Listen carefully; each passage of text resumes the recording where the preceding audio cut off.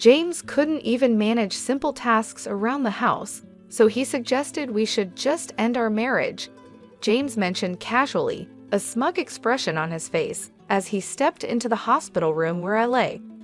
I was hooked up to several medical machines, and there was a woman next to him whom I had never seen before.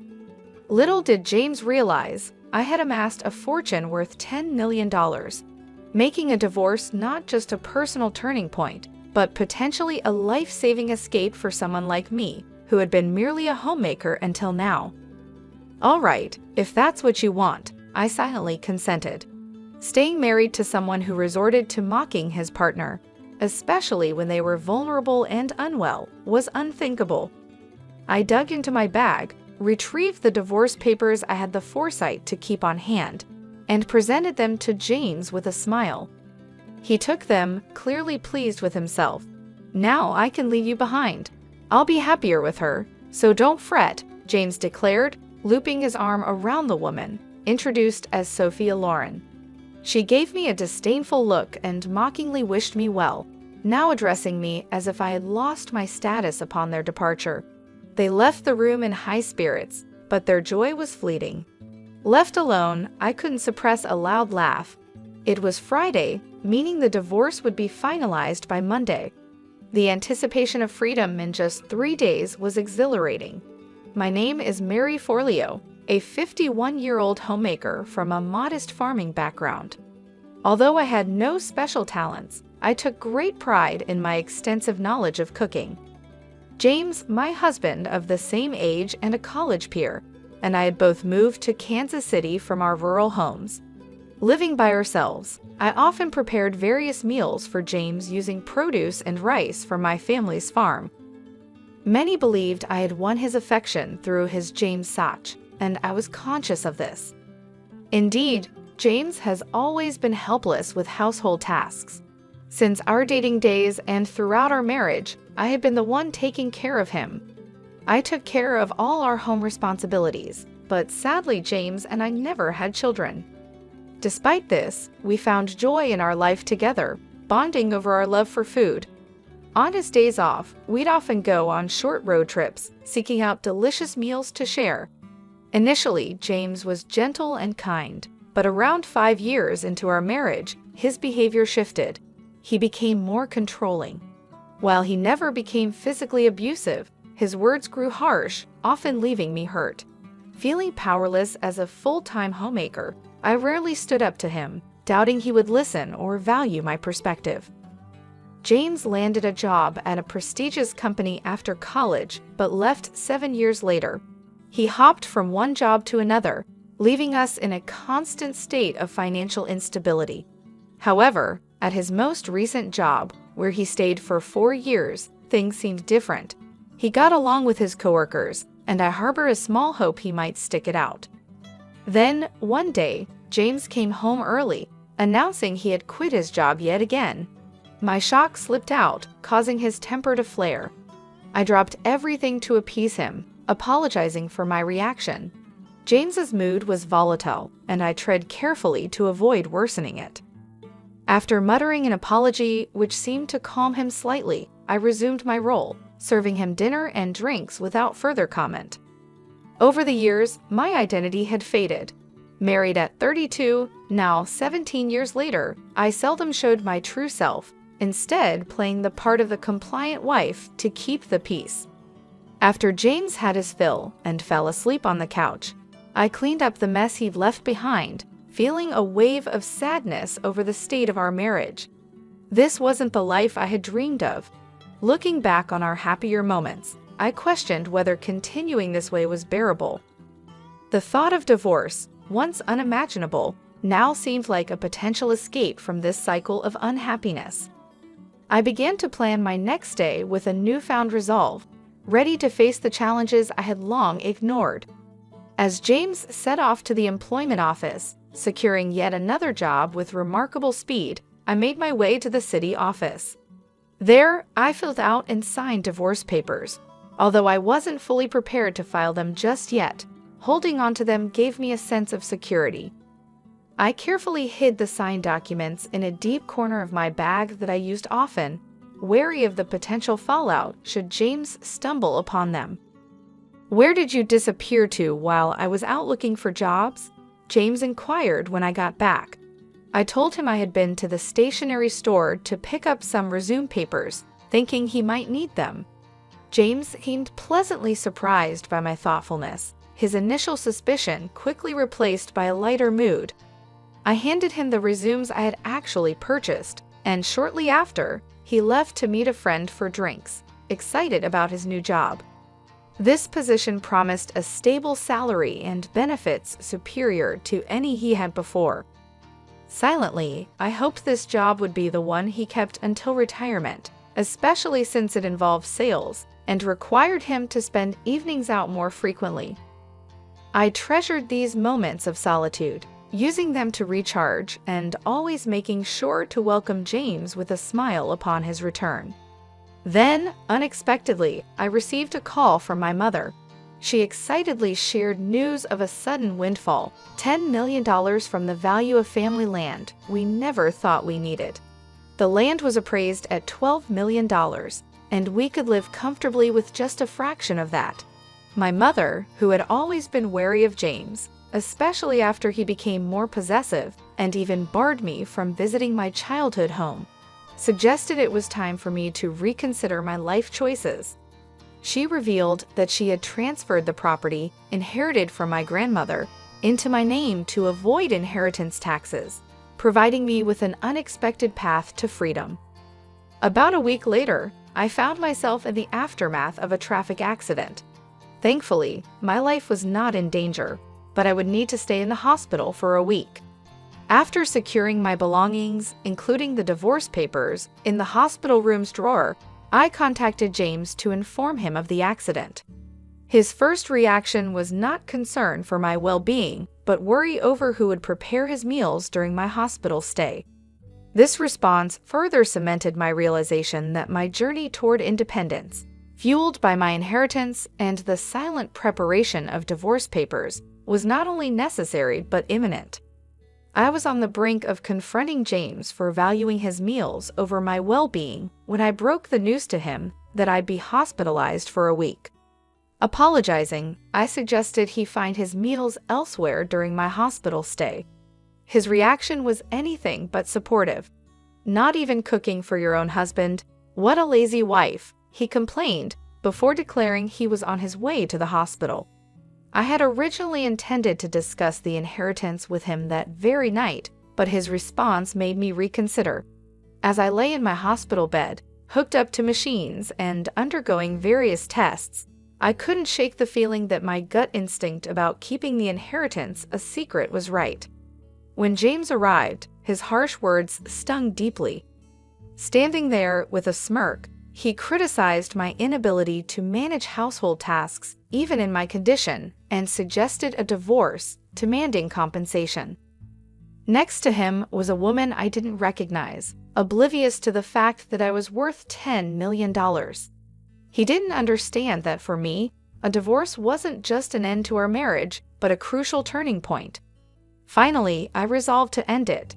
Confronting a man who could so callously insult his wife while she was vulnerable was not something I could tolerate.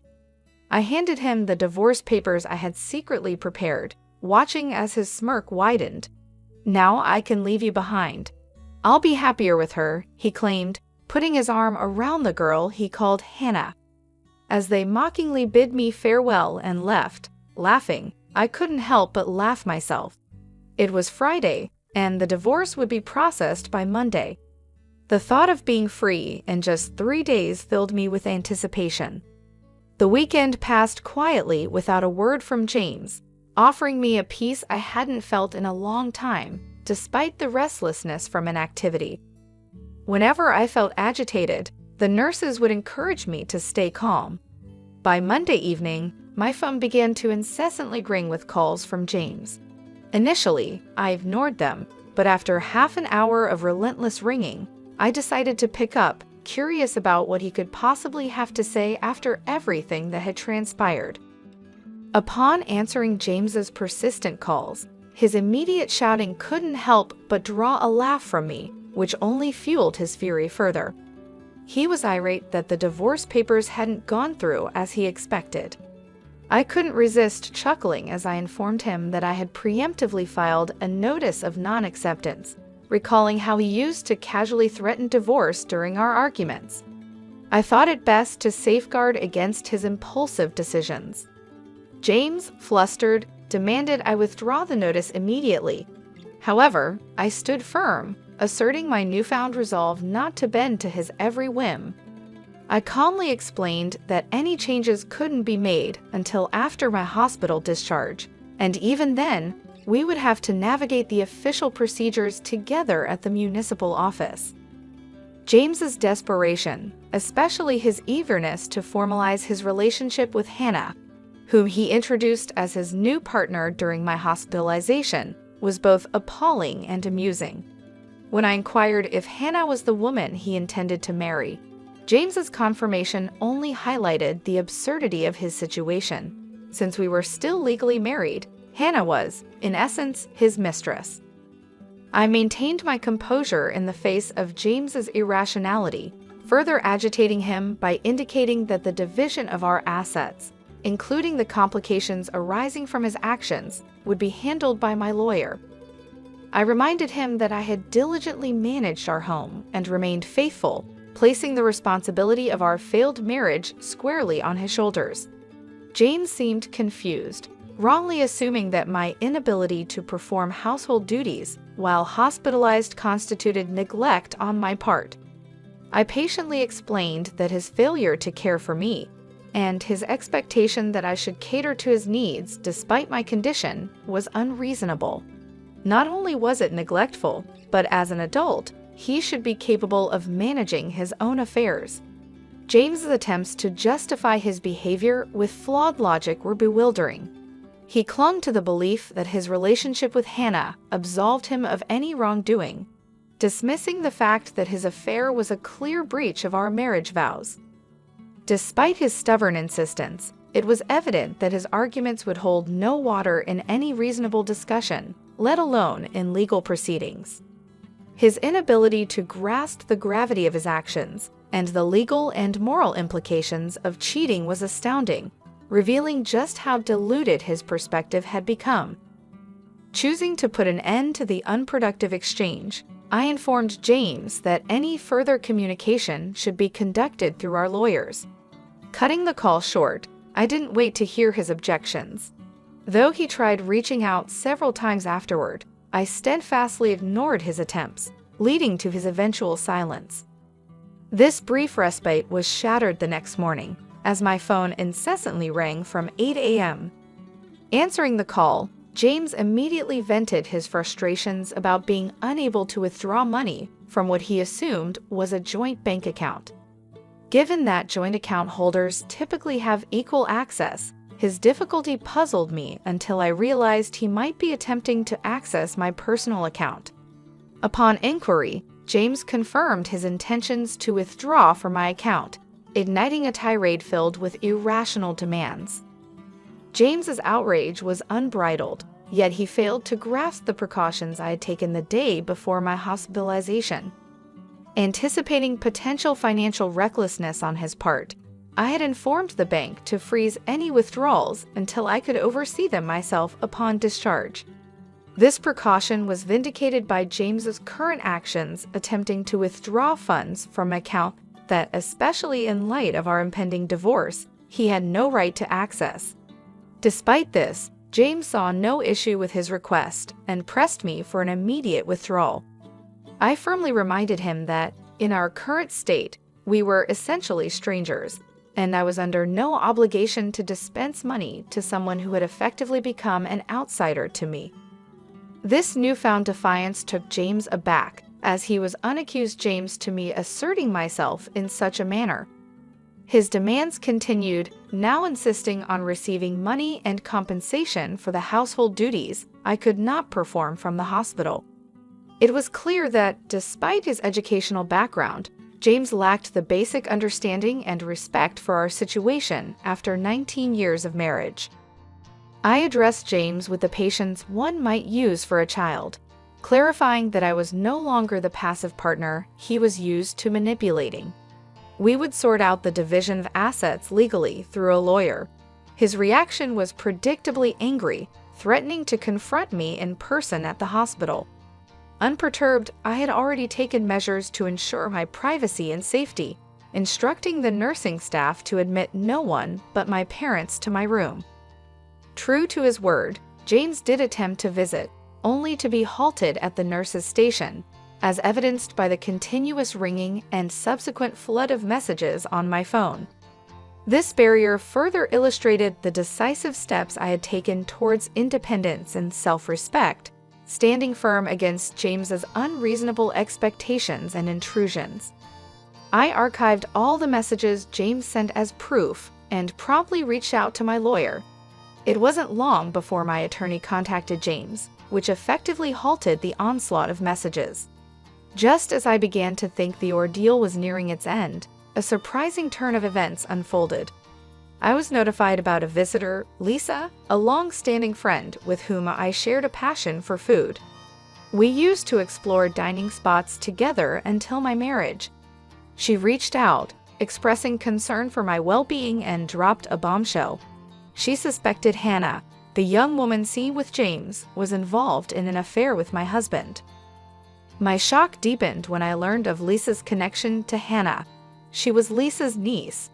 The revelation came about because Hannah had boasted to her family about marrying a 51-year-old man, and a shared photograph revealed that man to be James. The twist that Lisa was inadvertently linked to this messy situation through family ties left me astounded. Lisa had already briefed her sister, Hannah's mother, about the upheaval their niece had stirred in my life. She was contemplating seeking reparation from Hannah for the distress caused, but reassured me that our friendship, spanning 2 decades, wouldn't be sacrificed over this incident. Lisa had arranged a meeting to resolve the matter and invited me to join, offering to provide photographic evidence of the affair. After my hospital discharge, I headed to a secluded dining room in a restaurant with my lawyer, where James and Hannah were indulging in a lavish meal. Their brazenness caught me off guard. James had the audacity to suggest I foot their extravagant bill, but I firmly declined, asserting they covered their own expenses. My primary goal was to negotiate the division of our shared assets. Ignoring James's disparaging remarks, my lawyer and I settled in and laid out the evidence of James's wrongdoing. We presented legal documents delineating James's liability and the proposed division of property, alongside photos Lisa had taken, capturing James and Hannah's intimate moments and Hannah with another man at a hotel. This evidence visibly unsettled both James and Hannah, disrupting their meal. Lisa's timely entrance further escalated the tension. She confessed to capturing the incriminating photos, leaving Hannah bewildered by her aunt's involvement. Lisa then took the opportunity to clarify her actions, emphasizing the importance of accountability and the consequences of Hannah's choices, all while supporting me through this tumultuous chapter. Her intervention not only reinforced our bond, but also underscored the complexities of personal relationships intertwined with familial connections. Lisa, amidst the unfolding drama, assured me of her continued friendship, despite her intent to seek reparations from Hannah. She condemned Hannah's behavior as reprehensible, especially after Hannah falsely claimed to be pregnant. When confronted, Hannah looked visibly unpregnant, leaving everyone, including James, astounded by her claim. It wasn't long before she confessed to fabricating the pregnancy tale, admitting her strategy involved targeting affluent older men, with James unfortunately ensnared by her deceit. She hoped the lie would prompt James to leave me, but with the truth out, James was at a loss for words, especially when faced with his financial incapacity to address the situation. Lisa resolved to have Hannah apologize properly later and escorted her niece away, leaving James and me to a tense conversation. James, now grappling with the fallout, attempted to salvage our relationship, suggesting a fresh start. He argued that my lack of recent employment history would hinder my independence, to which I confidently responded that my financial stability was assured, thanks to my significant personal savings, excluding him from any claim to it. This revelation, along with my intent to proceed with the divorce, underscored my independence and the end of our nearly 3-decade-long marriage. In the aftermath, Hannah made a monetary apology transferred directly to my account, an action enforced by her mother, who also mandated her employment to amass the owed compensation. James, alienated by his actions and the subsequent familial backlash, found himself financially strained, necessitating loans to fulfill his obligations towards me. His professional life suffered as well, with his indiscretion leading to job loss and a new, challenging chapter involving multiple jobs to manage his debts. With the compensation received, I directed a portion towards charitable causes and relocated to the countryside, investing the rest in a serene and fulfilling single lifestyle. My bond with Lisa remained strong. We embraced our singleness, planning to cohabit, explore culinary delights, and embark on leisurely journeys together. Our shared excitement for a future filled with friendship, food, and travel marked a hopeful chapter, ready to commence with the upcoming move. I looked forward to a life of joy and authenticity, free from the shadows of the past.